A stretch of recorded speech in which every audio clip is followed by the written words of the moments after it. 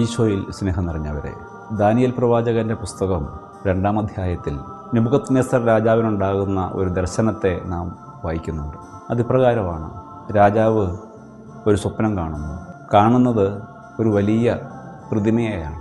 പ്രതിമയുടെ ശിരസ് സ്വർണം കൊണ്ടാണ്, തോളുകളും നെഞ്ചും വെള്ളി കൊണ്ടും, വയറും അരക്കെട്ടും ഓടുകൊണ്ടും, കാലുകൾ പിത്തള കൊണ്ടും, പാദങ്ങൾ കളിമണ്ണും ഇരുമ്പും ചേർന്നതുമാണ്. ആ ദർശനത്തിന് ദാനിയേൽ കൊടുക്കുന്ന അതിമനോഹരമായ മറുപടിയുണ്ട്. രാജാവേ, ഇത് അങ്ങയുടെ വംശപരമ്പരയെ സൂചിപ്പിക്കുന്നു. ശിരസ് അങ്ങാണെങ്കിൽ വരാൻ പോകുന്ന തലമുറകളുടെ അവസാനത്തെ കണ്ണിയാണ് കളിമണ്ണും ഇരുമ്പും കലർന്ന പാദങ്ങൾ.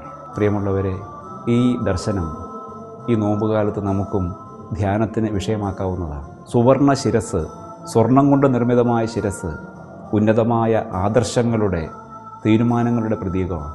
പക്ഷെ പലപ്പോഴും ഈ ദർശനങ്ങളിലേക്ക് നടക്കാൻ നമ്മെ സഹായിക്കുന്ന നമ്മുടെ പാദങ്ങൾ, അത് ബലഹീനതകളുടെ, കളങ്കങ്ങളുടെ ചെളി പുരണ്ട, കളിമണ്ണ് പുരണ്ട ഒന്നായിരിക്കാം. മനുഷ്യൻ്റെ കാലുകൾ ബലഹീനമാണ്. അവ എന്നും ബലഹീനമായിരിക്കും എന്നുള്ളൊരു ഓർമ്മ പുരാണങ്ങളും ഇതിഹാസങ്ങളും നമുക്ക് നൽകുന്നുണ്ട്.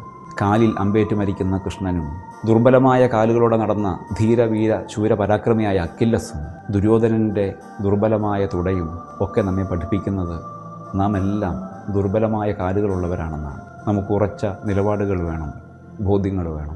മരുഭൂമിയിലെ പരീക്ഷയിൽ പ്രലോഭകനെ ഈശോ തുരത്തിയത് ദൈവവചനത്തിൽ അടിയുറച്ച നിലപാടുകൾ കൊണ്ട്.